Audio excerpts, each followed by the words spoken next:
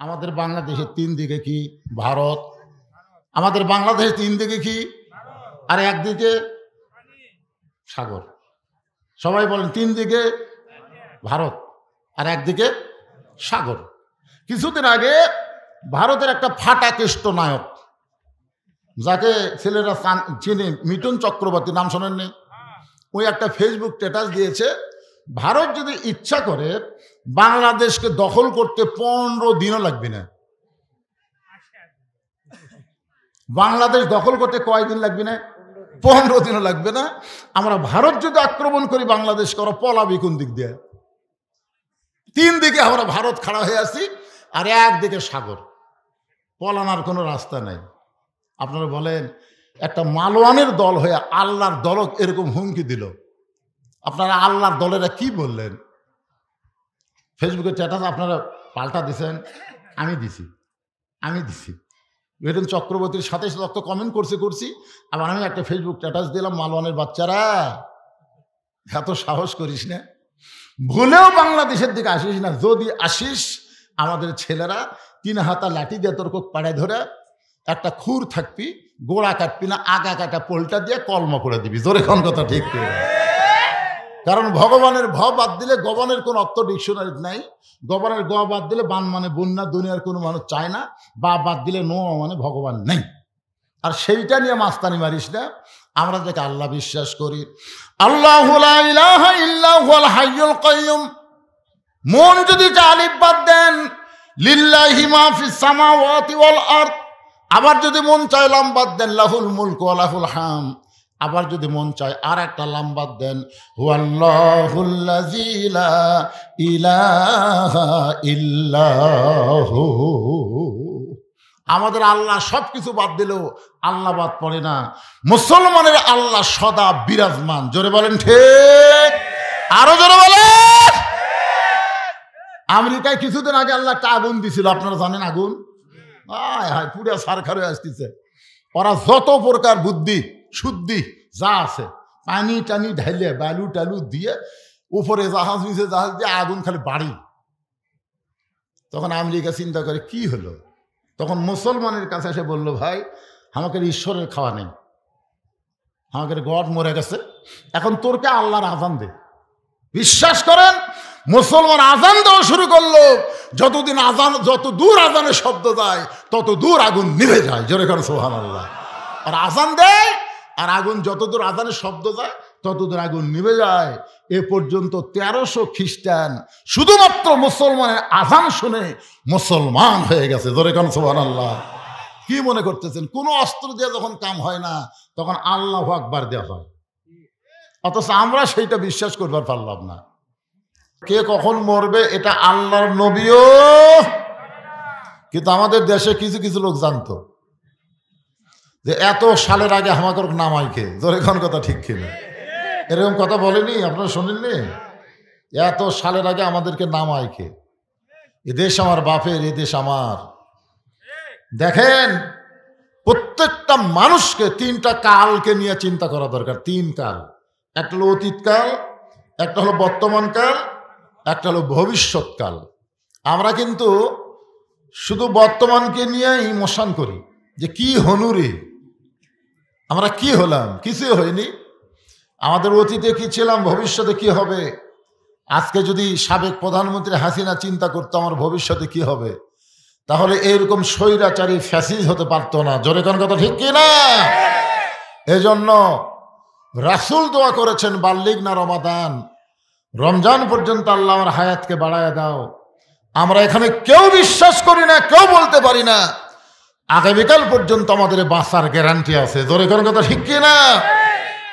পদে পদে মানুষ যদি হিসাব করে খেয়াল করতো এটাই আমার শেষ ধাপ, এরপরে হয়তো ধাপ তুলতে পারবো না, আজকে আমার শেষ রাত, এরপরে হয়তো রাত পাবো না, আজকে আমার শেষ সময়, আর হয়তো আগামীতে সময় দেওয়া হবে না, এরকম চিন্তা চেতনার ভিতরে যদি আমরা থাকতাম, আমাদের দ্বারা কোনো অন্যায় কাজ হতো। আল্লাহ তাআলা, আমরা আল্লাহর দরবারে বেশি বেশি শুকর গুজার করব যে আল্লাহ আমাদেরকে মুসলমানের মধ্যে কবুল করেছেন। মুসলমান হিসাবেই যেন আল্লাহ আমাদেরকে দুনিয়া থেকে বিদায় নেওয়ার তৌফিক দেয়। জোরে কোন আমিন। আল্লাহ কোরআনে বলেন, ইয়া আইয়ুহাল্লাযীনা আমানুত্তাকুল্লাহা হাক্কা তুকাতিহি ওয়া লা তামুতুন্না ইল্লা ওয়া আনতুম মুসলিমুন। আল্লাহু আকবার। আমরা আল্লাহর প্রশংসা বেশি করব না কম করব? কেন করব? যে এই রজব আজকের এই রাতে আল্লাহ তাআলা আমাদের নবীকে কোথায় নিয়ে গেছিলেন? জোরে বলেন কোথায়? মেরাজে না, আরশে। কোথায় নিয়ে গেছিলেন? আরশে নিয়ে গেছিলেন। আরশে নিয়ে যায় নবীকে আল্লাহ কি দিছিলেন? হ্যাঁ, এই জিনিসটাই আজকে গুরুত্ব দেওয়া লাগবে। কথাটা বুঝলেন না? লাইলাতুল মেরাজকে নিয়ে আলোচনা করলে খালি মেরাজের ঘটনা করলে তো কয়েক রাত লাগবে। ঘটনা এখানে বিশেষ উল্লেখ না, উল্লেখ হচ্ছে যে আমাদের নবীকে আল্লাহ তাআলা আরশে নিয়ে গেছিলেন। এটা তো ঠিক, বিশ্বাস করেন না? করেন? হ্যাঁ, বিশ্বাস করতে হবে। বিশ্বাসে মিলাই বস্তু তর্কে বহুদূর। নবীকে আল্লাহ তাআলা জান্নাতে প্রবেশ করার তৌফিক দিলেন। সুবহানাল্লাহ বলেন। আল্লাহ রাসূল জান্নাত দেখেছেন। আমি এখন আপনাদের কাছে জানতে চাচ্ছি, জান্নাত দেখেছেন কি বাহির থেকে না ভিতর গিয়া? আপনাদের কি মনে হয়, বাইরে থেকে দেখছেন না ভিতরে যায় দেখছেন? হ্যাঁ, ভিতরে গেছিলেন।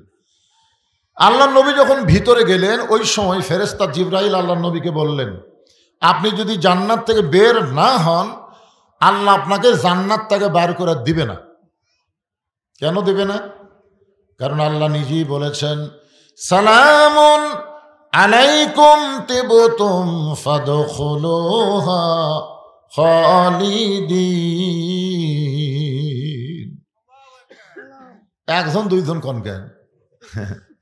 কোরআনের আয়াত তেলাওয়াত শুনলে কি ঈমান বাড়ে না কমে? ঈমান বাড়ার লক্ষণ কি? চুপ করে থাকা। 15.5 বছর আমরা চুপ করেছিলাম।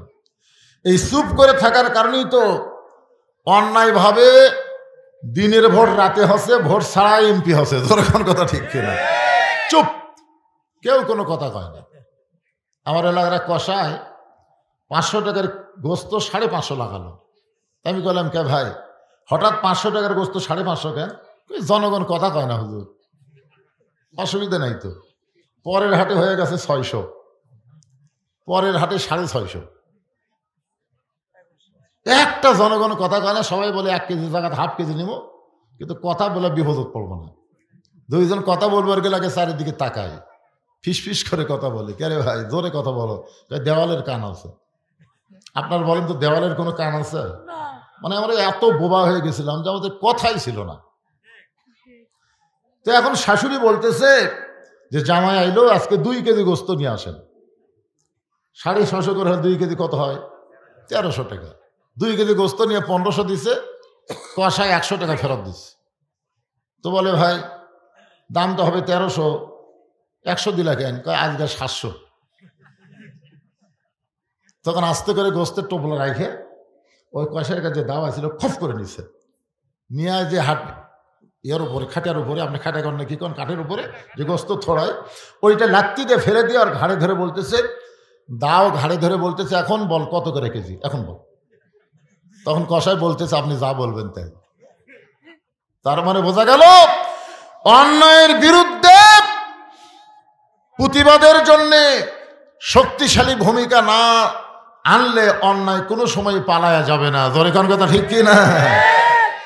আজকে আমাদের হাসিনা কি জন্য পলাইছে? এত বছর পরে আমরা জবান খুলেছি, আমরা বলেছি বাতিলের সঙ্গে আপোষ করা যাবে না, দরকার হলে জীবন দেব কিন্তু অন্যায়কে মানব না। জোরে কোন কথা ঠিক? তাহলে কোরআনের তেলাওয়াত শুনলে কি হয়? আল্লাহ বলতেছেন ওয়াইজা তুলিয়াত আলাইহিম আয়াতুহু জাদাতুহুম ঈমানাও ওয়া আলা রাব্বিহিম ইয়াতাওয়াক্কালুন। মাশাআল্লাহ, এবার বোঝা গেল। তা আল্লাহ বলতেছেন যে জান্নাতের মধ্যে কেউ যদি প্রবেশ করে, ফাদখুলুহা, কেউ যদি জান্নাতে প্রবেশ করে, খালিদিন, তাকে চিরস্থায়ীভাবে জান্নাত দেওয়া হয়। তো জিবরাইল বলতে, হুজুর আপনি যদি বের না হন আল্লাহ আপনাকে জান্নাত থেকে বের করে দিবে না।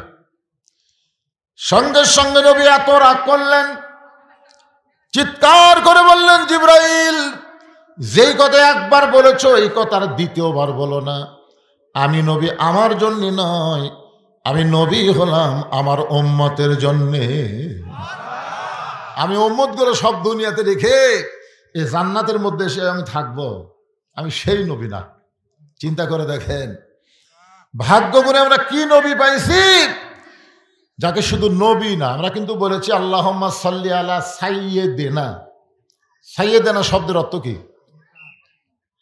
দুই একজন বলেন কেন? আমাদের নেতা। এটা কি মুখে মুখে না অন্তর দিয়ে? আজকে বাংলাদেশে বহু দল আছে যারা নবীকে নবী বিশ্বাস করে কিন্তু নেতা হিসাবে মানে না। এরকম দল আছে না? নাই? নবীর প্রতি দরুদ পড়ে, নবীরে সালাম করে মসজিদের ভিতরে, কিন্তু নবীর সমাজ গড়ার কাজে এদের দ্বন্দ্ব মনে বাজে। মনে করে নবী থাকবে মসজিদে, নবী থাকবে মাদ্রাসায়, নবী আবার সংসদে কেন যাবে? নবীর জায়গা এরকম ভালো ভালো জায়গা, মোল্লার দৌড় মসজিদ পর্যন্ত। মোল্লারা মসজিদে থাকবে, মাদ্রাসায় থাকবে। এই মোল্লার আবার কোরআন নিয়ে রাজনীতির কথা কয়। কিছু লোক আছে এরকম বিরুদ্ধচারণ করে। জোরে কোন কথা ঠিক কিনা? আমাদের নবী শুধু নবী না, তার জীবনে পড়ে দেখেন নবী হিসাবে তিনি যেমন শ্রেষ্ঠ নবী ছিলেন, আবার গরিব হিসাবে তার চাইতে বেশি গরিব কেউ ছিল না, আবার ধনী হিসাবে তার চাইতে ধনী কেউ ছিল না, নরম হিসাবে তার চাইতে বেশি নরম কেউ ছিল না। আবার বদরের যুদ্ধে বাতিলের বিরুদ্ধে তিনি প্রধান সেনাপতি। জোরে কোন কথা ঠিক কিনা? মক্কায় তিনি মার খেয়েছেন, আবার মদিনাতে গিয়ে নবী সর্বপ্রথম মদিনাকে রাষ্ট্র গঠন করে আমাদের নবী হয়ে গেলেন রাষ্ট্রপতি। মানে যে দিকে যাবেন সব দিকে আমাদের নবী আছে না নাই? আপনি যত নেতাই পৃথিবীতে দেখেন, নেতারা সব দিকে নাই, কিন্তু আমাদের নবী যে দিকে যাবেন, বাবা হিসাবে আমাদের নবীর চাইতে ভালো বাবা পৃথিবীতে কেউ আসেও নি, আসবেও না। নানা হিসাবে আমার নবীর চাইতে ভালো নানা পৃথিবীতে হবেও না, হয়েও নি। কোন দিকে যাবেন? স্বামী হিসাবে আমাদের নবী কয় নম্বর স্বামী? স্বামী, নবীর চাইতে ভালো স্বামী পৃথিবীতে কেউ ছিল না। তো সব দিক দিয়ে যিনি এক নম্বর, তাকে আমাদের গ্রহণ করার কথা কে বলেছেন? আল্লাহ। জোরে বলেন কে? লাকাদ কানা লাকুম ফি রাসূলিল্লাহি উসওয়াতুন হাসানাহ। সফলতা যদি অর্জন করতে চাও তাহলে বিশ্বনবীর আদর্শকে তোমাদের মডেল হিসাবে গ্রহণ করে নাও। আল্লাহু আকবার। জিবরাইল, তুমি মনে করছো আল্লাহ আমারে জান্নাত দিছে আর জান্নাত পাই আমি সব ভুলে যাব? সেই নবী আমি না। আমি জান্নাত দেখার জন্য ঢুকছি। আল্লাহ যদি বলতো আমাকে জান্নাতে থাকেন, আমি ঢুকতামই না। কি জন্য ঢুকছি? দেখার জন্য। দরকার কি জন্যে? আমি সেই দিন জান্নাতে থাকার নিয়তে ঢুকবো যেদিন আল্লাহ আমার সমস্ত উম্মাত উম্মতিকে জান্নাত দিয়ে দিবে। এখন চিন্তা করেন, যেই নবী জান্নাতের মধ্যে গিয়েও আমাদের কথা ভোলেনি, আমরা সেই নবীকে কি করব? খালি নবী স্মরণের মধ্যে রাখবো না গ্রহণের মধ্যে রাখবো? হ্যাঁ, গ্রহণ করা লাগবে। খুব মনোযোগ দিয়ে শুনবেন। সেই নবীকে আল্লাহ নিয়ে গেছেন আরশে। কোথায়? 5 ওয়াক্ত নামাজ দিছেন। নবীকে থাকছেন নাকি? আল্লাহর কাছে থাকার মজাই আলাদা। আরো সেই রকম নবী আমাদের জন্য আবার দুনিয়াতে চলে আসলেন 5 ওয়াক্ত নামাজ নিয়ে। যখন কয় ওয়াক্ত? 5 ওয়াক্ত নামাজকে সামনে নিয়েই আজকের আলোচনা হবে। যারা আজকের এই মাহফিল করতেছে, তরুণ কাফেলা, যুব কাফেলা, নামাজ কিন্তু বুড়া বুড়ির জন্য না, নামাজ কিন্তু যুবকদের জন্য।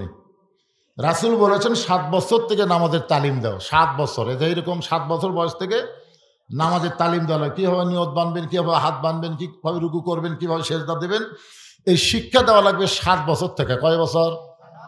আর 10 বছর থেকে জোর করে নামাজে নিয়ে যাওয়া লাগবে। যাবার না চালে ঘাড় ধরে নিয়ে যাওয়া লাগবে। হ্যাঁ, এটা হলো 10 বছর থেকে। যুবকেরা মাহফিল করবে, দশম হচ্ছে এই বছরটা 10তম মাহফিল হচ্ছে। এখন এই যুবকগুলোকে নামাজের খবর কি কি দেখার দরকার আছে না নাই? আল্লাহ কয় নামাজের জোরে ফাহেশা কাজ যাবে দূরে, পাক কোরআনে রয়েছে ঘোষণা। যতই ডানা পার্ক থাক আর যে পার্কই থাক, যতই নিঃসাদ্রব্য জিনিস থাক, যাই থাক না কেন, কোনো কিছুতেই যুবকদের আকৃষ্ট করবে না যদি যুবকেরা নামাজ ধরে। এ কথা কার? ইন্না সালাতা তানহানিল ফাহশাই ওয়াল মুনকার। একমাত্র নামাজই পারে মানুষকে যাবতীয় ফাহিশা খারাপি বেহুদা কাজ থেকে বাঁচাই দিতে। তাহলে সেই নামাজের ওয়াজ শোনা লাগবে কি লাগবে না? অবশ্যই করব। আমার মা বোনের এত বেশি হয়েছে, আমাকে এখানে আসার পরে হয়েছে, বলছে হুজুর একটু মা বোনদের জন্য ওয়াজ করবেন। মা বোনদের জন্য ওয়াজ করাই লাগবে তো, এই যে প্যাঁ প্যাঁ করে কাঁদতেছে। আপনার বলেন তো, এত বাচ্চা, এত ছোট বাচ্চা এখন বাঁচতেছে রাত 10টা 20। মেয়েরা কিন্তু হাঁস মুরগির ব্যাপারে খুব চালাক। যে সন্ধ্যার সময় ঘরাত উঠলো কিনা দেখবেন, লাইট দে খোঁজে, খোঁজে কি খোঁজে না। হঠাৎ দেখছে একটা মোরগ ওঠেনি, তখন মেয়েটা চিন্তা পড়ে গেল, কে রে আমার মোরগ কার বাড়িতে গেল, কোন মুরগির সাথে আমার মোরগের প্রেম হলো। 3-4 বাড়ি ঘুরে দেখে এক ঘরের মধ্যে মোরগ কোট কোট করতেছে। খফ করে ধরে ভাইকে, আমার ঘরাত মুরগি নাই, তো তুই অন্যের ঘরাত আসলি কেন? সন্ধ্যার সময় মা মেয়েরা হাঁস মুরগি দেখে ঠিক মতো উঠলো কিনা, পুরুষ মানুষেরা সন্ধ্যার সময় দেখলো গরু ছাগল গোয়াল ঘরে উঠলো কিনা, দেখে না? এটা কি রাত্রে দেখে না, সন্ধ্যার সময় দেখে? তাহলে এত ছোট ছোট বাচ্চারা এত রাতে ঘোরাঘুরি করে, এরা কি গরু ছাগল মুরগি হাঁসের চাইতেও দাম কমে গেল? আপনারা কন, এদের কি খোঁজার কেউ নেই? এই খোঁজ না করার কারণেই তো ছেলেগুলা এখন কিশোর গ্যাং করতেছে, কিশোর গ্যাং। আজকে যুবকেরা নষ্টের পথে চলে গেছে। এই কিশোরেরা যেন নষ্ট না হয়, যুবকেরা যেন নষ্ট না হয়, সেইটাকে সামনে নিয়ে রজব মাসে মেয়েরাদের রাত্রিতে আপনাদের সামনে আমার আলোচনা এই মাত্র শুরু হলো। মনোযোগ দিয়ে শোনা লাগবে, রাজি আছেন তো ইনশাল্লাহ? আল্লাহর নবী বললেন, সাহাবীরা আজকে আসরের নামাজের পর আমি আমার জীবনের সবচাইতে গুরুত্বপূর্ণ ওয়াজ তোমাদেরকে শোনাবো। আপনারা বলেন তো, নবীর প্রত্যেকটা কথার গুরুত্ব আছে না নাই? নবীকে আমাদের মতন এমনি এমনি কথা বলে নাকি? আল্লাহ কোরআনে বলেছেন, মা ইয়ান্তিকু আনিল হাওয়া ইন হুয়া ইল্লা ওয়াহয়ুহা। নবী যে কথা বলেন, যে পথে চলেন, নবী যা করেন সব কার হুকুমে? জোরে বলা লাগবে, এটা তো কোরআন দলিল দিলাম, আল্লাহর হুকুমে। তাহলে নবী যত ওয়াজ করেন, নবীর নিজের কথায় ওয়াজ করেন না, আল্লাহর হুকুমে ওয়াজ করেন। তাহলে নবীর প্রত্যেকটা কথার দাম আছে না নাই? এরপরে নবী যদি বলেন, আমি আমার জীবনের সবচাইতে গুরুত্বপূর্ণ ওয়াজ আজকে আসরের নামাজের আগে না পরে, খুব খেয়াল করে শুনবেন, আগে না পরে, তাহলে কি বুঝলেন? যে ওয়াজ যতই গুরুত্বপূর্ণ হোক, নামাজের চাইতে গুরুত্ব না, আগে নামাজ তারপর ওয়াজ। এখন এখানে যত মানুষ বসে আছেন, যারা দাঁড়িয়ে আছেন, আপনাকে সবাই ঈশার নামাজ পড়ছেন না? হাত তুলবার বলতেছি না। সবচাইতে বড় আদালতের নাম হলো বিবেক। হাসিনার সময় একটা বিচারপতির আদালত ভালো ছিল না, যার কারণে ভালো মানুষগুলাকে আটকাত হচ্ছে আর খারাপ মানুষগুলাকে জামিন দিছে। ধরে কোন কথা ঠিক কিনা? প্রত্যেকটা মানুষই কিন্তু বলেছে বিচারপতির বিবেক নাই। বিচারপতির কি নাই? সবই ঠিক আছে, জজ কোর্ট, হাইকোর্ট, সুপ্রিম কোর্ট সব ঠিক আছে, কিন্তু যে কটা বিচারপতি এদের বিবেকই নাই। এদের বিবেকের মধ্যে কুত্তা পেশাব করে দিয়েছিল। ধরে কোন কথা ঠিক কিনা? যার কারণে ভালো ভালো মানুষগুলাকে সব আটকাত হচ্ছে আর খারাপ মানুষগুলাকে সব জামিন দিচ্ছে। আপনারা যারা এখানে বসে আছেন, প্রত্যেকটা মানুষের কাছে একটা করে বিবেক আছে না নাই? সেই বিবেকের আদালতে আপনি একবার খেয়াল করে দেখেন তো, এশার নামাজ না পড়ে যারা ওয়াজ শুনতেছেন, তাদের অবস্থাটা কি? এক বক্তা ওয়াজ করেছে যে টুপির উপর পাগড়ি পরে কেউ যদি নামাজ পড়ে, আল্লাহ খুশি হয়ে তাকে 70 গুণ সওয়াব দেয়। সেদিন থেকে ওই পাগড়ি পরে নামাজ পড়ে। কিন্তু একদিন মসজিদে গিয়ে দেখে পাগড়ি আনে নাই, তখন চিন্তা পড়ে গেছে, পাগড়ি পরে নামাজ পড়লে 70 গুণ আর জামাতে নামাজ পড়লে 27 গুণ। কোনটা ছাড়ি কোনটা ধরি, কোনটা ছাড়ি কোনটা ছাড়ি, মন বলতেছে 70ই ধর। ইচ্ছা করে জামাত মিস করছে। সমস্ত লোক জামাতে নামাজ প্রয়োজন বাড়িতে গেছে, ও তখন মসজিদের মধ্যে যায় এক টানে লুঙ্গি খুলছে, লুঙ্গি খুলে আড়াআড়ি ভাঁজ দিয়ে ওটা মাথার পাগড়ি পরে রুকুর থেকে সেজদাত গেছে। ইতিমধ্যে এক মুসল্লি মসজিদে ঢুকেই কয়, হাই সর্বনাশ, এরকম নামাজি তো কোনোদিন দেখি নাই, পাছায় মারছে থাবা। ওই লাভ দুটো বলতেছে, আমার মারলে কেন ভাই, বল তোর লুঙ্গি, তোমার চোখ নাই মাথাত, বলে মাথাত কেন, বলে সওয়াবের আশায়। পাগড়ি পরে নামাজ পড়লে 70 গুণ সওয়াব পাওয়া যায়। এই সওয়াবের আশায় লুঙ্গি খুলে মাথার পাগড়ি পরছি ভাই। লোকটা বলে পাগল, পাগড়ি পরা হলো সুন্নত আর লুঙ্গি পরা হলো ফরজ। আপনার বলেন তো, লুঙ্গি পরা কি আর পাগড়ি পরা কি? এখন চিন্তা করে দেখেন, ওয়াজ শোনা হলো মুস্তাহাব আর ঈশার নামাজ পড়া হলো ফরজ। তাহলে ঈশার নামাজ বাদ দিয়া যারা ওয়াজ শুনতেছে, তারা লুঙ্গি খুলিয়া মাথায় পাগড়ি পরিছে। এখন দেখেন কারা কারা কয়, কারা কারা কয় না, সবাইকে বলা লাগবে। এই মুহূর্তে যারা মুখ বন্ধ থাকবেন বুঝবেন এরাই পড়েনি। সবাই তাল তুলে তালে তালে বলেন, এশার নামাজ বাদ দিয়া যারা, এশার নামাজ বাদ দিয়া যারা ওয়াজ শুনতেছে, তারা লুঙ্গি খুলিয়া মাথায় পাগড়ি পরেছে। আবার ওয়াজ শুনতে শুনতে, আবার ওয়াজ শুনতে শুনতে যারা ফজর বাদ দিবে, তারা লুঙ্গি খুলিয়া মাথায় পাগড়ি পরিবে। ঠিক ঠিক যে কটা পড়িছে তারা বলতেছে, বাদ বাকি ঠিক কর। হ্যাঁ, যখন আমার ভাই যে ঘোষক বললো না সুদ খাবেন না বাদ দিবেন, অনেক লোক কিন্তু কথা কয়নি। হয়তো আপনার এলাকায় সুদের কারবার আছে। এই তুই কি বুঝিস না বাংলা?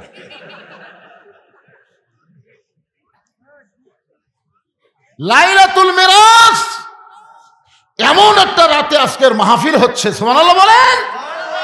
এই যারা দাঁড়িয়ে আছেন কি আসলে বসার জায়গা নাই না বসবেন না? এর মধ্যে মোটর সাইকেল ঢুকলো কোথেকে? না, লোকজনের জায়গা হচ্ছে না, মোটর সাইকেলের মধ্যে রাখা যাবে?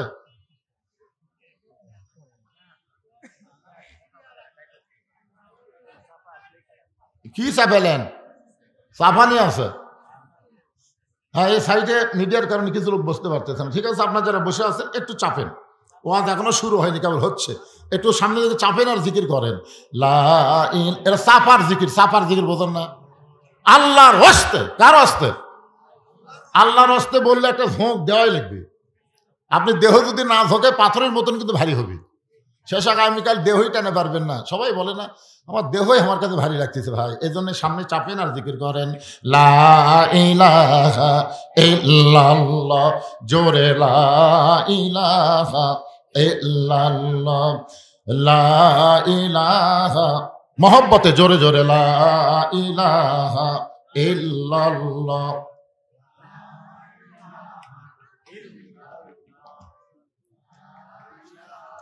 লা ইলাহা ইল্লাল্লাহু মুহাম্মাদুর রাসূলুল্লাহ সাল্লাল্লাহু আলাইহি ওয়াসাল্লাম।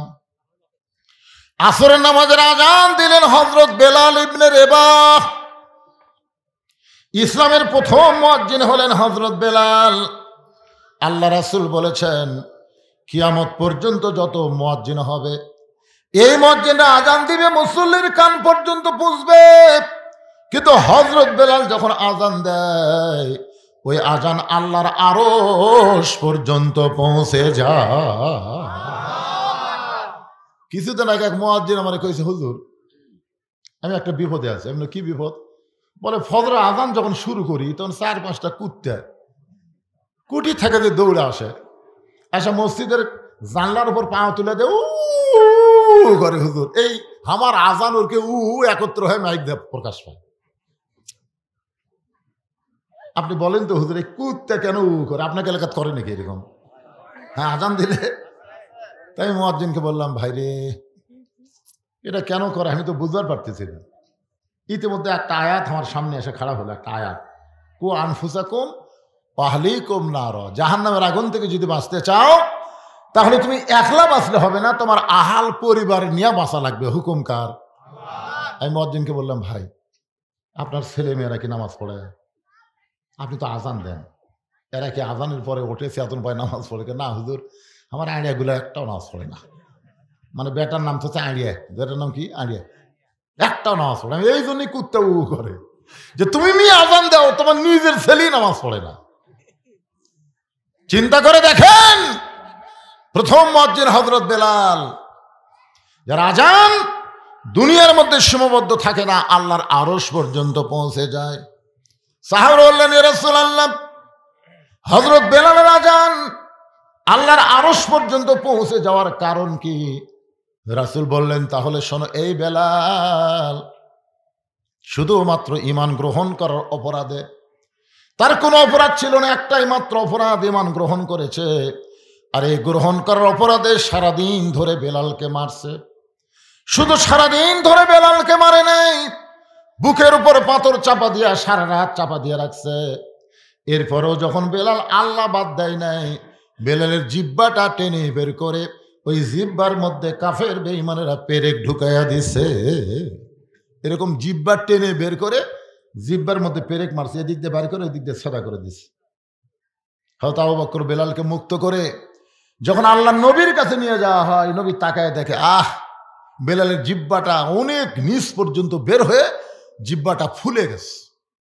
আল্লাহ রাসূল বেলালের জিহ্বার ভিতর থেকে পেরেকগুলো বের করে দিয়া নিজের পবিত্র জিহ্বা বেলাল জিহ্বার সাথে লাগাই দিল। সঙ্গে সঙ্গে বেলালের জিহ্বাটা আগের চেহারায় ফিরে মুখের মধ্যে ঢুকে গেল। ধরে কোন সুবহানাল্লাহ। সঙ্গে সঙ্গে আল্লাহ নবী একটা আয়াত তেলাওয়াত করলেন, ইন্নাল্লাযীনা ক্বালু রাব্বুনাল্লাহু সুম্মা ইসতাকামু তাতানাজ্জালু আলাইহিমুল মালাইকা আল্লা তাখাফু ওয়া লা তাহজানু ওয়া আবশিরু বিল জান্নাতিল্লাতী কুনতুম তুআদুন। বেলাল, বেলাল, তুমি কি জানো, তোমাকে যখন কাফেররা এত নির্যাতন করলো, এরপরেও তুমি আল্লাহ বাদ দিলে না। আল্লাহ তাআলা খুশি হয়ে তোমার জন্য একটা আয়াত নাজিল করেছে। আল্লাহ বলতেছেন, বেলাল যখন দুনিয়া থেকে বিদায় নিবে, 8টা জান্নাত বেলালকে পাওয়ার জন্য কাড়াকাড়ি শুরু করবে। ধরে খান সুবহানাল্লাহ। সমস্ত জান্নাতের দরজা আল্লাহ তোমার জন্য খুলে ধরবে, তুমি যে কোনো দরজা দিয়ে ইচ্ছা মতো জান্নাতে ঢুকতে পারবে। আপনারা তো সুবহানাল্লাহ বলেন, বেলাল সুবহানাল্লাহ কয় না? রাসূল বলে, বেলাল তোমার জন্য আল্লাহ আয়াত নাজিল করলো, এরপরও তোমার মধ্যে কোনো আনন্দ দেখতে পাই না। বেলাল বলে, হুজুর মরার পরে আল্লাহ আমাকে জান্নাত দিবে, আমি মরে গেলে আল্লাহ আমাকে জান্নাত দিবে, তাহলে জীবিত অবস্থায় আল্লাহ আমাকে কি দিবে? মরে গেলে জান্নাত, কিন্তু জীবিত অবস্থায় আমরা যখন দোয়া করি তখন কি পড়েন? আল্লাহুম্মা রব্বানা আতিনা ফিদ দুনিয়া হাসানা ওয়া ফিল আখিরাতি হাসানা। তার মানে কি, আগে দুনিয়া যদি সুন্দর না হয়, তার আখিরাত কোনোদিনও সুন্দর হবে না। বাংলাদেশে যতদিন নামাজ কায়েমের আন্দোলন না হবে, বাংলাদেশের মুসলমান যতদিন নামাজ কায়েমের পক্ষে কাজ না করবে, ততদিন যতই আপনি চেষ্টা করেন, আপনার আখিরাত কোনোদিন ভালো হবে না। আগে দুনিয়া সুন্দর হওয়া লাগবে। বাংলাদেশ কেমন আছে এখন? ঠিক আছে, হিন্দু জন্ম দিছে সন্তান, মুসলমানের ঘরে লালন পালন করতে দিছে, 10 বছর পরে হিন্দু তার সন্তান ফেরত নিছে। আপনার বলেন তো, এই সন্তান ভগবান কবে না আল্লাহ কবে? কেন কবে? কি জন্যে? পরিবেশের কারণে। আচ্ছা ঠিক আছে, আবার মুসলমান জন্ম দিয়ে হিন্দুর বাড়িতে 10 বছর রাইখা দিস, এখন 10 বছর পরে মুসলমান সন্তান ফেরত দিছে, এই সন্তান কি বলবে? আল্লাহ কবে না ভগবান কবে? তার মানে কি বুঝলেন? জন্ম দিলেই হিন্দু মুসলমান হয় না, হিন্দু মুসলমান হয় পরিবেশের কারণে।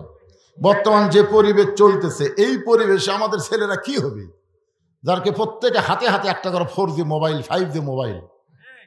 চিন্তা করে দেখেন, এমনকি যে ছোট বাচ্চা যে কোলদ নিয়ে ঘুম পাচ্ছেন, ওইরকম বাচ্চারাও এখন মোবাইল ছাড়া ভাত খায় না। হ্যাঁ, এমন জিদ হয়ে গেছে, মোবাইল চালু না করলে ভাতই খায় না। যখন কান্না শুরু করে, মোবাইল চালু করে দিলে কান্না থামে। এমন একটা পরিবেশ আমাদের বর্তমান বাংলাদেশে চলতেছে। এই পরিবেশে আহা, অবশ্যই আজকে মেরাজের রাতে এগুলো বিষয় আমাদের শোনার দরকার আছে না নাই? পরিবেশ ভালো হবে, ইনশাল্লাহ ভালো হবে। এই ছেলেদের 4G কেন 5G 6G যদি মোবাইল থাকে তারপরেও এরা খারাপ ভিডিও দেখবে না, দেখবে না। দেখবার গেলেই ওর ভিতর থেকে একটা ভয় আসবে, কেউ না দেখলেও আল্লাহ দেখতেছে রে। কম্বলের তলে দেখে লাভ নাই, কে দেখতেছে? আর দুই কান্দের ফেরেশতা। তুমি যখন দরজা জানলা বন্ধ করে খারাপ কিছু দেখতেছ, তো মনে করতেছ তোমার দুই কান্দের ফেরেশতা ঘুমাইছে। তোমার দুই কান্দে দুই মোহরি লিখিতেছেন ডায়েরি, দলিল দেখে রায় দিবে, টাকা পয়সার নাই কারবার।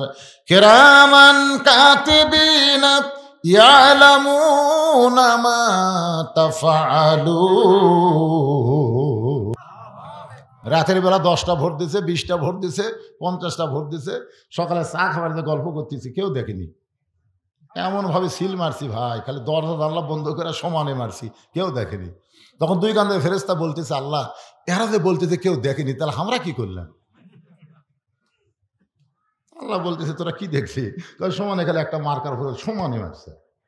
আল্লাহ বলতেছে বাংলাদেশ গণতন্ত্রে একজন একটা ভোট দিবার পারবি, কিন্তু একজন তো 2টা দিবার পারবে না, কিন্তু এরা যে 10টা দিল, এর কি রেজাল্ট কি হবে? আল্লাহ বলে লেখা তো বাম কান্তে যাউরা। কি লেখা তো? যাউরা। কারণ এরকে জন্মের ঠিক নেই। যাকে জন্মের ঠিক নাই তারাই এই অন্যায় করতে পারে। ধরে কথা কন না কেন ভাই, কথা কন না কেন? কি মনে করতেছে ধরা খাবেন না? দুই কান্দে মুহুরি এমনি এমনি বসে আছে। একটু মনোযোগ দিয়ে শুনবেন। আল্লাহ কোরআন কারিমের মধ্যে বলে দিলেন, আল্লাযী খালাকাল মাউতা ওয়াল হায়াতা লিয়াবলুয়াকুম আইয়ুকুম আহসানু আমালান ওয়া হুয়াল আজিজুল গফুর। যে আয়াতকে সামনে নিয়ে আজকের আলোচনা, আয়াতটা আবার আপনাদেরকে স্মরণ করে দিলাম। হযরত বেলাল আসরের নামাজের আজান দিলেন। আজান দেওয়া মাত্র প্রত্যেকটা সাহাবী দৌড়ে দৌড়ে মসজিদ থেকে রওনা দিয়েছে, কারণ আজকে নবীর জীবনের সবচাইতে গুরুত্বপূর্ণ ওয়াজ শোনাবে। প্রত্যেকটা সাহাবী দৌড়ে দৌড়ে মসজিদ দিকে আসতেছে। এখানে একটা ফতোয়া আপনাদের নেওয়া লাগবে। আজান দেওয়ার আগে মসজিদে ইল্লা মুয়াজ্জিন, শুধু মুয়াজ্জিন ছাড়া অন্য কেউ প্রবেশ করতে পারবে। যদি করে মুয়াজ্জিনের আগে কেউ যদি মসজিদে প্রবেশ করে, তাহলে মসজিদে প্রবেশ করার কোনো সওয়াব আল্লাহ তাকে দিবে না। মসজিদে প্রবেশের সওয়াব শুরু হয় আজানের পর থেকে। আমার কথাটা খেয়াল করবেন। মসজিদে আপনি প্রবেশ করতেছেন না, এই প্রবেশের সওয়াব কখন থেকে শুরু হয়? কথা কয় না রে বারে, আজানের পর থেকে। হ্যাঁ, আজান দেওয়ার প্রথম 3 মিনিটের মধ্যে যারা মসজিদে পাও দিবে, আল্লাহ রাস্তা একটা উট কুরবানির সওয়াব আল্লাহ দিবে। দিবার পারবেন? উট পারবেন? বাংলাদেশের কোনো হাজিরাও পারেনি। আমরা 7 হাজি মিলা উটের বাজারের যা দাম শুনে কয় না ভাই ছাগলটাই ভালো। কারণ নিয়ত করেছি 500 রিয়ালের মধ্যে দেবো, কিন্তু উট দিবার গেলে 1000 রিয়াল করে লাগতেছে, দরকার নেই। তাহলে ধনী লোকেরাই হজ করবার যায়, তারাও মক্কা যায় ছাগল কুরবানি দেয়। আজান দেওয়ার প্রথম 5 মিনিটের মধ্যে যারা মসজিদে পা দিবে, আল্লাহ রাস্তায় একটা গরু কুরবানির সওয়াব আল্লাহ তারা আমল নামায় দিবে। আজান দেওয়ার 10 মিনিটের মধ্যে যারা মসজিদে ঢুকবে, ছাগল এবং দুম্বা কুরবানির সওয়াব আল্লাহ আমল নামায় দিবে। মুয়াজ্জিন যখন আকামত দিবে, এমন সময় কেউ যদি মসজিদে ঢুকে, আল্লাহ তাকে সওয়াব থেকে বঞ্চিত করবে না। একটা মুরগি অথবা ডিম দানের সওয়াব আল্লাহ তার আমল নামায় দিবে। কিন্তু আজান দেওয়ার আগে কেউ যদি ঢোকে, এই সওয়াব থেকে সে বঞ্চিত হয়ে যাবে। এখন আপনারা বলেন কখন ঢুকবেন, আজানের আগে না পরে? আজানের আগে যারাই মসজিদে ঢোকে এর নিয়ত খারাপ। আজানের আগে যারা ঢোকে এর নিয়ত কি? খালি মুয়াজ্জিনের ভুল ধরা। কার ভুল ধরা? কাম নাই তো, কাম নাই। এই মুয়াজ্জিন মসজিদের কোন ভাষা কেন, এখানে ময়লা কেন, টাইসের মধ্যে লোক দেয়, টাইসের ধুলা কেন? মুয়াজ্জিন যা মনে মনে খেপা যায়। এই জন্য আজান দেওয়ার আগে না, আজান দেওয়ার পরে ঢুকবেন। আমার কথা কি বুঝতে পারলেন? হ্যাঁ, এই ফতোয়াটা মানবেন, সওয়াব পাবেন। হযরত বেলাল যেই মাত্র আজান দিয়েছে প্রত্যেকটা সাহাবী দৌড়ে দৌড়ে মসজিদের মধ্যে ঢুকতেছে। মসজিদ ঢোকার সময় ইচ্ছা মতো ঢুকলে হবে না, আপনি যে দলই করেন, আওয়ামী লীগ করেন, বিএনপি করেন, জামাত করেন, জাতীয় পার্টি করেন, যে দলই করেন, আল্লাহর ঘরে ঢুকতে সবাইকে এক দল হয়ে ঢোকা লাগবে। ডান পা ধরে কোন পা, ডান পায়ে ঢুকে আওয়ামী লীগ সামনে কাতার, বিএনপি দ্বিতীয় কাতার, জাতীয় পার্টি তৃতীয় কাতার, আর জামাত চতুর্থ কাতার। কি মনে করতেছেন? একদিন মসজিদের মধ্যে 3 দল ঢুকছে, কিন্তু ইমাম সাহেবের মায়ের অসুখ, হাসপাতালে নিয়ে গেছে, ইমাম আসে নাই। এখন আওয়ামী লীগ, বিএনপি, জামাত, এই 3 দল ঢুকে দেখতেছে হুজুর নাই, বারে এখন সামনে কে যায়? জামাত ইসলাম আওয়ামী লীগ বলতেছে, ভাই তোরাই বড় দল, তোরকে একজন সামনে দেখা। না না পাগলা, আমরা মাঝে মধ্যে নামাজ পড়ি রে, ওই জায়গার জীবনেও খাড়া হয় না। তাহলে বিএনপি ভাই কি খবর? আকামত দেবো, আকামত দেবো। তাহলে যাবি কে? জামাত তুমি যাও। কি মনে করতেছেন? যখন একের কাঁধে কাঁধ মিলে আওয়ামী লীগ, বিএনপি, জামাত খাড়া হচ্ছে, ফেরেশতা বলতেছে আল্লাহ এরা বাইরে 14 দল 20 দল, ভিতরে এক কাতার, কারণ কি? আল্লাহ বলতেছে মসজিদ যেমন আল্লাহর বিশ্বাস করে, আওয়ামী লীগ, বিএনপি, জামাত গোটা বাংলাদেশও আল্লাহর এই বিশ্বাস যেদিন করবে, সেদিন মসজিদের সৌন্দর্য সমাজের মধ্যে, রাষ্ট্রের মধ্যেও প্রতিফলন হবে। জোরে কোন কথা ঠিক না?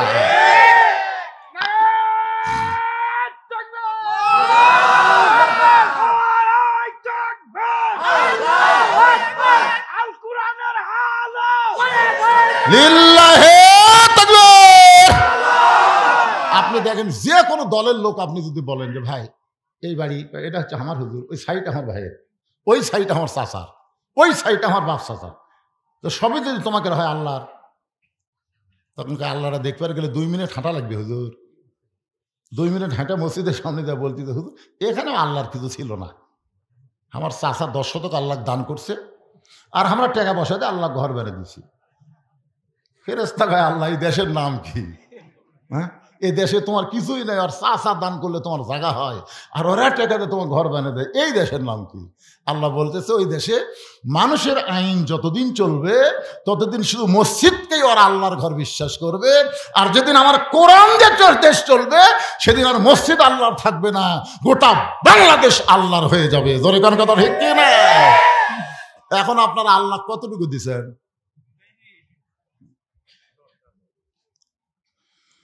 সমস্ত সাহাবী মসজিদের মধ্যে ঢুকে আল্লাহর নবী মুসল্লার মধ্যে ঢুকলেন, মেহরাবের মধ্যে ঢুকলেন। আসরের ফরজ হলো 4 রাকাত। জোরে বলেন কয় রাকাত? 2 ওয়াক্ত নামাজের সালাম ফিরাই নবী সাহাবীর দিকে মুখ ঘুরাই। একটা হলো ফজর, একটা হলো আসর। আমার কথাকে আপনারা বুঝতে পারতেছেন? খুব গুরুত্ব দিয়ে শোনা রাখবে বাজান, মেরাজের রাত। হ্যাঁ, আপনারা বলেন তো জোহরের পরে সুন্নত নফল আছে না নাই? মাগরিবের পরে সুন্নত নফল আছে না নাই? এশার পরে সুন্নত নফল বেতের আছে না নাই? আসরের পরে সুন্নত নফল, ফজরের পরে সুন্নত নফল।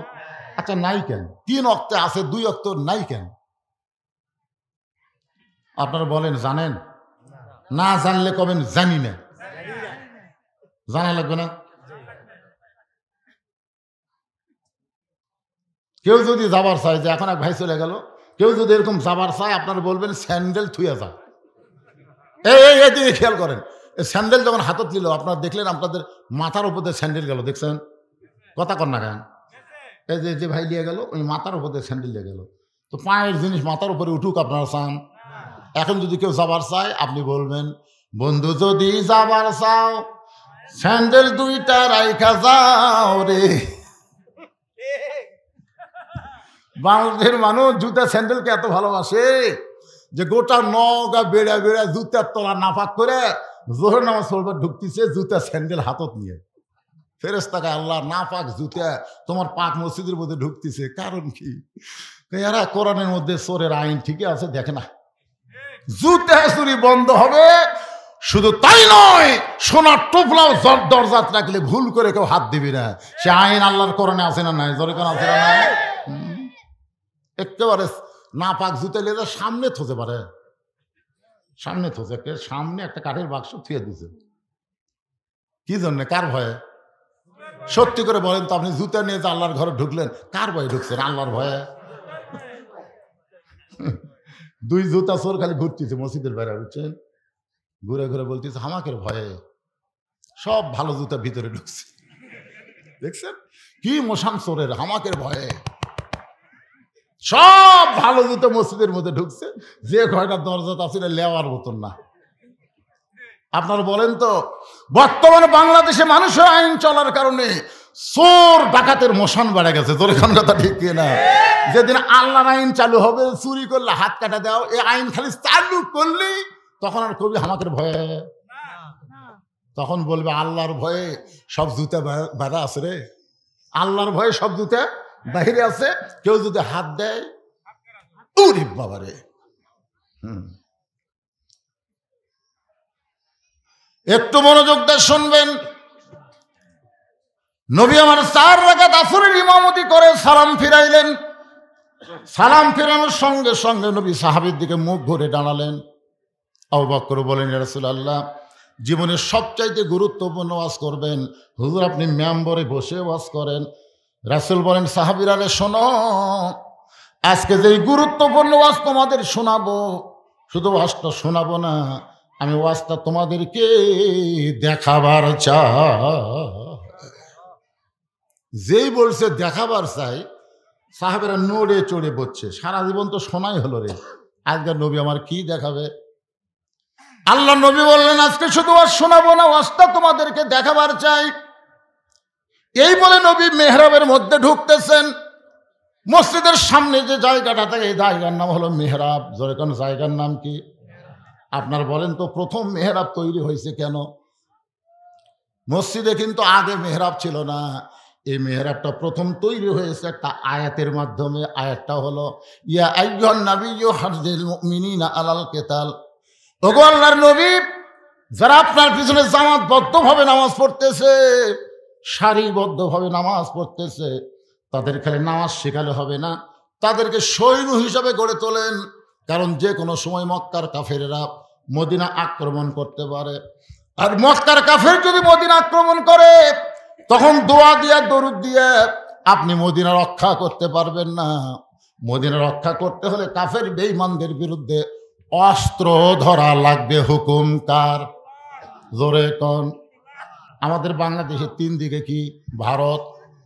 আমাদের বাংলাদেশের 3 দিকে কি? আর একদিকে সাগর। সবাই বলেন 3 দিকে ভারত আর একদিকে সাগর। কিছুদিন আগে ভারতের একটা ফাটা কেষ্ট নায়ক, যাকে ছেলেরা চিনে, মিঠুন চক্রবর্তী, নাম শোনেননি? ওই একটা ফেসবুক স্ট্যাটাস দিয়েছে, ভারত যদি ইচ্ছা করে বাংলাদেশকে দখল করতে 15 দিনও লাগবে না। বাংলাদেশ দখল করতে কয়দিন লাগবে না? 15 দিনও লাগবে না। আমরা ভারত যদি আক্রমণ করি বাংলাদেশ করো, পলাবি কোন দিক দিয়ে? 3 দিকে আমরা ভারত খাড়া হয়ে আছি, আর একদিকে সাগর। পলানোর কোনো রাস্তা নাই। আপনারা বলেন, একটা মালওয়ানের দল হয়ে আল্লাহর দলক এরকম হুমকি দিল, আপনারা আল্লাহর দলেরা কি বললেন? ফেসবুকে স্ট্যাটাস আপনারা পাল্টা দিছেন, আমি দিছি। মিঠুন চক্রবর্তীর সাথে সাথে কমেন্ট করছি। আবার আমি একটা ফেসবুক স্ট্যাটাস দিলাম, মালওয়ানের বাচ্চারা এত সাহস করিস না, ভুলেও বাংলাদেশের দিকে আসিস না। যদি আসিস, আমাদের ছেলেরা 3 হাতা লাঠি দিয়ে তোর কোক পাড়ায় ধরে একটা খুর থাকবি, গোড়া কাটবি না, আগা কাটা পোলটা দিয়ে কলমা করে দিবি। জোরে কোন কথা ঠিক? কারণ ভগবানের ভ বাদ দিলে গবনের কোন অর্থ ডিকশনারি নাই। গবনের গ বাদ দিলে বান মানে বন্যা, দুনিয়ার কোনো মানুষ চায় না। বা বাদ দিলে নো মানে ভগবান নেই। আর সেইটা নিয়ে মাস্তানি মারিস না। আমরা যাকে আল্লাহ বিশ্বাস করি, আল্লাহু লা ইলাহা ইল্লা হুয়াল হাইয়ুল কাইয়ুম, মন যদি আলিফ বাদ দেন, লিল্লাহি মা ফিস সামাওয়াতি ওয়াল আরদ, আবার যদি মন চায় লাম বাদ দেন, লাহুল মুলকু ওয়া লাহুল হাম, আবার যদি মন চায় আর একটা লাম বাদ দেন, হুয়াল্লাহুল্লাযী লা ইলাহা ইল্লাহু। আমাদের আল্লাহ সব কিছু বাদ দিলেও আল্লাহ বাদ পড়ে না। মুসলমানের আল্লাহ সদা বিরাজমান। জোরে বলেন ঠিক? আরো জোরে বলেন। আমেরিকায় কিছুদিন আগে আল্লাহ একটা আগুন দিছিল, আপনারা জানেন আগুন? আয় হায় পুরো সারখার হয়ে আসতেছে। ওরা যত প্রকার বুদ্ধি শুদ্ধি যা আছে পানি টানি ঢাইলে বালু টালু দিয়ে উপরে জাহাজ নিচে জাহাজ দিয়ে আগুন খালি বাড়ি। তখন আমেরিকা চিন্তা করে কি হলো, তখন মুসলমানের কাছে এসে বলল, ভাই আমাকে ঈশ্বরের খাওয়া নেই, আমাকে গড মরে গেছে, এখন তোরকে আল্লাহর আজান দে। বিশ্বাস করেন মুসলমান আজান দেওয়া শুরু করলো, যতদিন আজান যত দূর আজানের শব্দ যায় তত দূর আগুন নিভে যায়। জোরে করে সুবহানাল্লাহ। আর আজান দেয় আর আগুন যত দূর আজানের শব্দ যায় তত দূর আগুন নিভে যায়। এ পর্যন্ত 1300 খ্রিস্টান শুধুমাত্র মুসলমানের আজান শুনে মুসলমান হয়ে গেছে। জোরে করে সুবহানাল্লাহ। কি মনে করতেছেন কোনো অস্ত্র দিয়ে যখন কাম হয় না তখন আল্লাহু আকবার দেওয়া হয়, অথচ আমরা সেইটা বিশ্বাস করবার পারলাম না। আল্লাহর বান্দার একটু খেয়াল করবেন, আমরা মুসলমান। আল্লাহ তাআলা কেন বললেন লিয়াবলুয়াকুম আইয়ুকুম আহসানু আমালান ওয়া হুয়াল আজিজুল গফুর। নবী মেহরাবের মধ্য থেকে একটা ধূসর বরণ থলিয়া বের করতেছেন। থলিয়া মানে ব্যাগ। জোরে কান, থলিয়া মানে কি? ওই ব্যাগের ভিতর থেকে আল্লাহ নবী একটা জিনিস টেনে টেনে বের করতেছেন। প্রত্যেকটা সাহাবী তাকায় দেখে জিনিসটার কিছুই না, জিনিসটা হলো নবীর পরনের একটা জুব্বা। ওসমান করে বলে, ইয়া রাসূলুল্লাহ, জীবনে কত জুব্বা আপনার দেখলাম, আপনি পরে আমাদের সামনে নামাজ পড়ালেন, আজকে এই জুব্বা দেখানোর মধ্যে কি ওয়াজ হুজুর বলেন? আল্লাহ রাসূল বললেন, সাহাবীরা শোনো, এই জুব্বা যেটা তোমাদেরকে দেখাইতেছে এটা দুনিয়ার কোনো সাধারণ জুব্বা নয়। এই জুব্বা পরে আমি কাবার পাশে ঘুমিয়েছিলাম, ফেরেশতা জিবরাইল আমাকে ঘুম থেকে চেতন করলো। জমজমের কোফের পানিতে ওযু করানোর পরে এই জুব্বা পরা অবস্থায় যে জুব্বা তোমাদেরকে দেখাইতেছি এই জুব্বা পরে আমি বোরাকের পিঠে চললাম। এই জুব্বা পরে আমি বাইতুল মুকাদ্দাসে গেলাম, 2 রাকাত নামাজের ইমামতি করলাম। এই জুব্বা পরে 7 আসমান পাড়ি দিয়া আল্লাহর আরশে গেলাম। যেই জুব্বা তোমাদের দেখাইতেছি এই জুব্বা পরে আমি জান্নাতের মধ্যে ঢুকেছি, এই জুব্বা পরে জাহান্নামের মধ্যে ঢুকেছি, এই জুব্বা পরে আমার আল্লাহর সঙ্গে আমার মেরাজ হয়েছে। এই জুব্বা পর অবস্থায় আল্লাহ তাআলা আমাকে 5 ওয়াক্ত নামাজ দিয়েছে। এই জুব্বা পরে বাইতুল মামুরের মধ্যে আমি ফেরেশতাদের ইমামতি করেছি। আমি নবী মেরাজ পাড়ি দিয়ে আসার পরে এই দামি জুব্বা আর কোনোদিন আমি নিজে পরি নাই। এই জুব্বাটা এই থলিয়ার মধ্যে যত্ন করে রাইখে দিয়েছি। আমি নবী চলে যাব, কিন্তু এত দামি জুব্বা নিয়ে যাব না। এই জুব্বাটা তোমাদের মধ্যে কাউরে না কাউকে আমি নিজের হাতে পরায়া দিব। লিল্লাহে তাকবীর। আল্লাহর নবী বলেছেন তোমাদের মধ্যে কাউকে না কাউকে এই জুব্বাটা আমি নিজের হাতে পরায় দেব। প্রত্যেকটা সাহাবী জুব্বার দিকে লুলুপ দৃষ্টিতে তাকায় আছে। লুলুপ বোঝেন না? যেই জুব্বা পরে নবী বাইতুল মুকাদ্দাসে নবী রাসূলের ইমামতি করছে, যেই জুব্বা পরে বাইতুল মামুরের মধ্যে ফেরেশতাদের ইমামতি করেছে, যেই জুব্বা পর অবস্থায় আল্লাহর সাথে মেরাজ হলো, যেই জুব্বা পরে আল্লাহ নবীকে 5 ওয়াক্ত নামাজ দিল, এই দামি জুব্বা নবী কোন সাহাবীকে দিবেন? কে এমন জুব্বা পেয়ে নিজের জীবনকে ধন্য করবে? সবাই যখন চিন্তা করতেছে এমন সময় নবীর পাশেই একজন সাহাবী বসে মনে মনে চিন্তা করে, এই জুব্বা বুঝি নবী আমাকেই পরাই দিবে। এই সাহাবীর নাম হলো হযরত আবু বকর। জোরে বলেন নাম কি? আল্লাহ রাসূল বলেছেন, আল্লাহর পরে এই দুনিয়াতে কেউ যদি আমার আপন থাকে সেই সাহাবীর নাম হলো আবু বকর। আল্লাহর পরেই এই দুনিয়াতে কেউ যদি আমার বন্ধু থাকে সে বন্ধুর নাম হলো হযরত আবু বকর। সাহাবী বললেন, ইয়া রাসূলুল্লাহ, আবু বকর আল্লাহর পরে আপনার বন্ধু কেমনে হলো? রাসূল বললেন, তাহলে শোনো, একদিন বলেছিলাম গভীর রাতে মক্কা থেকে মদিনায় হিজরত করা লাগবে। কবে করা লাগবে সেই দিনক্ষণ কিছুই বলি নাই, কিন্তু এই কথা বলার 6 মাস পরে আল্লাহ যখন আমাকে হিজরতের হুকুম দিল, আমি চুপি চুপি আবু বকরের ঘরের দরজায় আস্তে করে একটা ঠোকা দিলাম, সঙ্গে সঙ্গেই দরজা খুলে গেল। রাসূল বললেন, আবু বকর এই গভীর রাতে তোমার দরজা আসতে কি আগে থেকেই তুমি জানতে? আবু বকর বলে, রাসূলুল্লাহ ওই যে কয়েক মাস আগে বলেছিলেন একদিন গভীর রাতে আমাকে সঙ্গে করে আপনি হিজরতে মদিনায় যাবেন, সেদিন থেকে আজ পর্যন্ত কোনো রাত্রিবেলা ঘুমাইনি। বরং মাসের পর মাস সারা রাত আমি দরজায় দাঁড়িয়ে থাকি। রাসূল বললেন চলো যাই।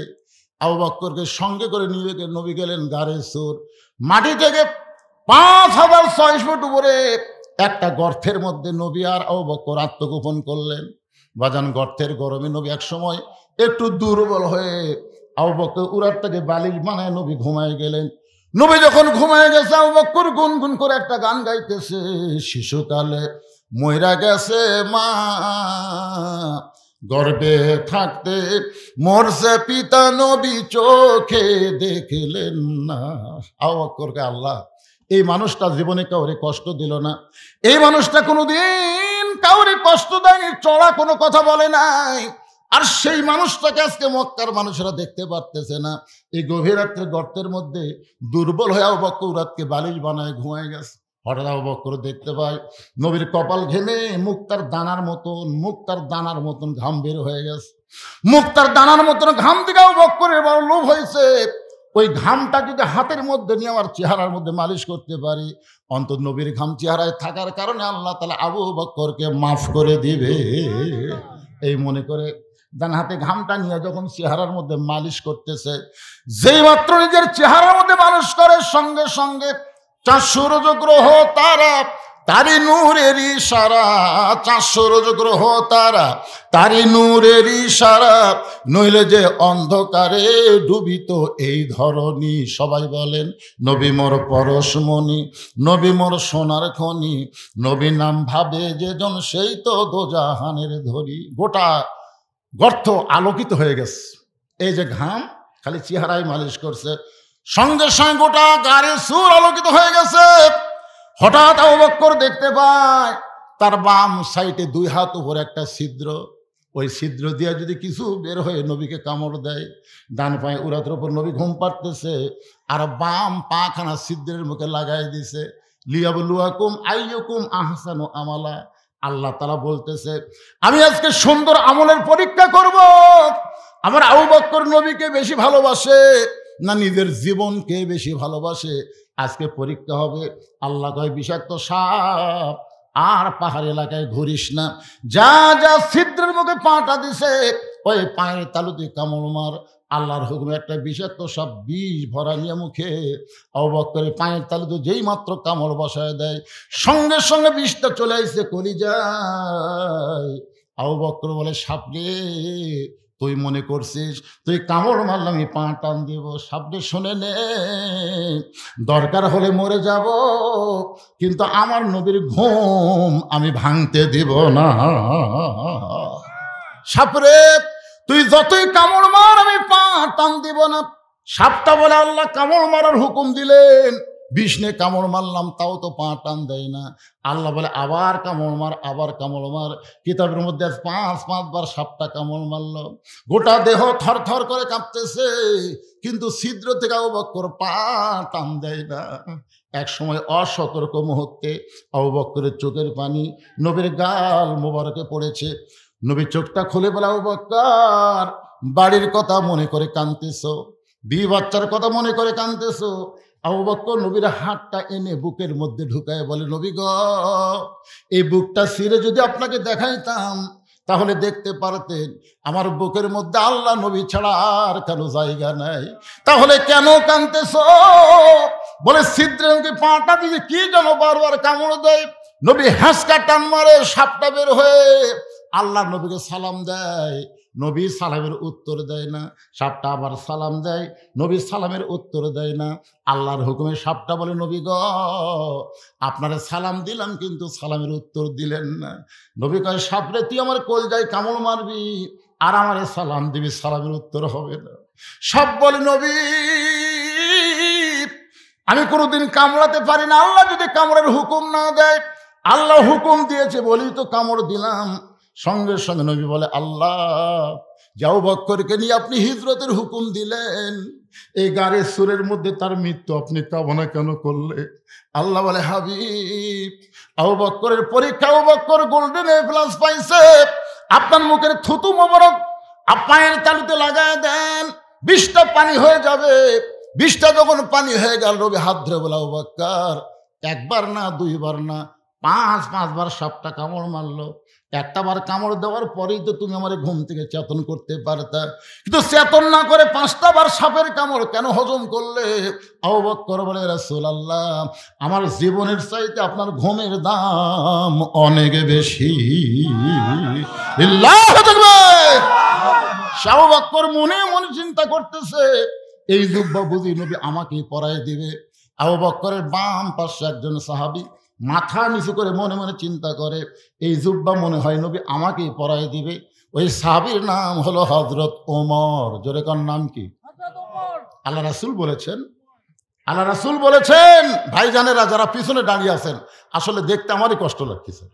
এই ওয়াজ শেষ করতে তো 2-2.5 ঘন্টা লাগবে। আপনারা কি এভাবে দাঁড়িয়েই থাকবেন? জায়গা আছে তো ভাইজান, বসেন ভাই। 1 ঘন্টা বসেন রে, মেরাজের রাত্রে 1 ঘন্টা বসলে আল্লাহ 60 বছরের সওয়াব দিয়ে দিবে। সুবহানাল্লাহ বলেন। ভাইজান ওরা একটু বসবার চা, আপনি একটু সামনে আসেন তো দেখি, চাপে চাপে আসেন তো দেখি। আসেন ভাই, দাঁড়ানো ভাই একটু বসতে দেওয়ার জন্য। জিকির করেন আর সামনে দিকে চেপে আসেন আর জিকির করেন, লা ইলাহা ইল্লাল্লাহ। বাবাজি তোমরা বসো, বসো বাবা, সবাই বসো, বসার চান্স নাও, আজকে বসো। আগামীকাল সবে মেরাজ পাবা কিনা কোনো গ্যারান্টি নাই। এই মেরাজের রাত আমরা পাবো তার কোনো গ্যারান্টি আছে? এই জন্য সবাই জিকির করেন আর সামনে আসে, লা ইলাহা ইল্লাল্লাহ, মহব্বতে লা ইলাহা।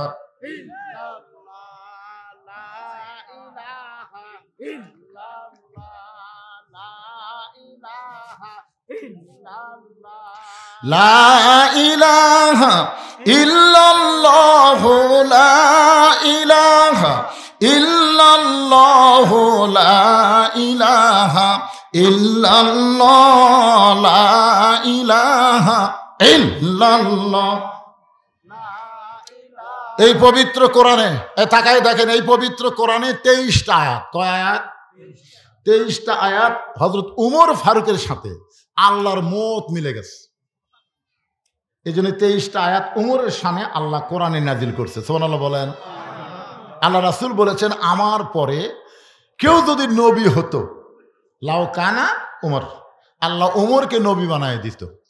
আপনারা বলেন তো, আমাদের নবীর পরে আর কোন নবী আছে?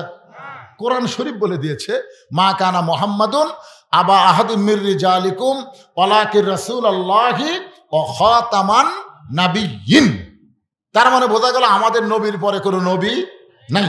সবাই বলা লাগবে, আমাদের নবীর পরে কোনো নবী। আরো জোরে। তাহলে যারা গোলাম আহমদ কাদিয়ানীকে নবী বলে স্বীকার করে এরা মুসলমান। কোরআনের একটা আয়াত না মানার কারণে গোলাম আহমদ কাদিয়ানীর দলেরা হলো কাফের। আমি যে বলবো কাদিয়ানী, আপনারা সবাই বলবেন কাফের। এখানে কিন্তু মিডিয়া আছে না নাই? আপনারা মনে করতেছেন খালি আমাদের এলাকার মধ্যেও ওয়াজ থাকবে, তা না, গোটা বিশ্ব আপনাদের এই ভবানীপুরের ওয়াজ চলে যাবে। এজন্য সবাই গলা খাকারে দেন, নবী খুশি হবে। আপনাদের ওয়াজের সালাম মদিনার রওজা মোবারকে ফেরেশতারা পৌঁছায় দিবে। সুবহানাল্লাহ বলেন। হুজুর, আপনার পরে যারাই নবী দাবি করবে তারা কাফের। ভবানীপুরের জনতা বলেছে, আপনার উম্মতেরা বলেছে। এই জন্য আমি যে বলবো কাদিয়ানী, সবাই বলবেন কাফের। কাদিয়ানী আরো জোরে। নবীর পরে, নবীর পরে নবী নাই, নবীর পরে যারাই দাবি করবে তারাই হলো কাফের। কিন্তু রাসূল বলেছেন, আমার পরে কেউ যদি নবী হতো, যদি হতো, তাহলে আল্লাহ ওমরকে নবী বানায় দিত। আল্লাহ নবী বলেছেন, নবী হওয়ার সব যোগ্যতা আল্লাহ ওমরকে দান করেছে। নবী হওয়ার সব যোগ্যতা আল্লাহ হযরত ওমরকে দান করেছে। জোরে কোন সুবহানাল্লাহ। আল্লাহ নবী যখন মদিনার প্রেসিডেন্ট ছিলেন, শোনেন, নবী যখন মদিনার প্রেসিডেন্ট ছিলেন তখন নবীর 4টা মন্ত্রী ছিলেন। কি গল্প করে বাড়ায় যান, সাইডে যান। নবীর 4টা মন্ত্রী ছিল। কয়টা মন্ত্রী? ধর্মমন্ত্রী যিনি ছিলেন তার নাম হলো আবু বকর, আর আইন মন্ত্রী হলেন হযরত উমর, আইন মন্ত্রী। আর অর্থমন্ত্রী হলেন ওসমান গনি, আর শিক্ষামন্ত্রী হলেন হযরত আলী। কয়টা মন্ত্রী নাম করলেন? তাহলে উমর ফারুক কি মন্ত্রী? আইন। আইন বারে জোরে কন কি মন্ত্রী? আইন মন্ত্রী। চিন্তা করছেন তার মধ্যে এমন কি আইন ছিল ভাইজান, যার কারণেই রাসূল তাকে আইন মন্ত্রী দপ্তর দিলেন। রাসূল বলেছেন, হাসরের ময়দানে আল্লাহ আমার উমরকে নবীদের কাতারে দাঁড় করাই দিবে। কেন দিবে? কারণ রাসূল যে বলেছেন। আচ্ছা, রাসূল যে কথা বলেন এটা কি রাসূল বলেন আল্লাহ বলেন? তাহলে আল্লাহই বলাইছেন। এই জন্যই দুনিয়াতে নবুয়তের দপ্তর বন্ধ হওয়ার কারণে উমর নবী হওয়ার পারল না। কিন্তু হাসরের ময়দানে আল্লাহ তাআলা নবীর কথার দাম দিতে গিয়ে উমরকে নবীদের কাতারে দাঁড় করায় দিবে। যেই কাতারের প্রথম নবী থাকবে দাউদ আলাইহিস সালাম, ওই কাতারে 2 নম্বরে থাকবে হযরত উমর, আর 3 নম্বরে থাকবে সুলাইমান। এর আগেও আপনাদের আমি ওয়াজ শুনাইছি, সমস্ত নবীরাই হলো বুদ্ধিমান, আর চালাক নবী হলো 2 জন। সমস্ত নবীরা কি? বুদ্ধিমান। আর চালাক নবী কয়জন? 2 জন। মনে নাই 2 চালাককে? একটা হলো মুসা কালিমুল্লাহ, আর একটা সুলাইমান। বুদ্ধিমানের ব্যাখ্যা হলো আল্লাহ যা বলেছে সাথে সাথেই তাই মানছে, এটা হলো বুদ্ধিমান নবীর ব্যাখ্যা। আর চালাক নবীর ব্যাখ্যা হলো আল্লাহ বলেছে, মানছে ঠিকই, কিন্তু মানার আগে প্রশ্ন করছে মানলে লাভ কি, না মানলে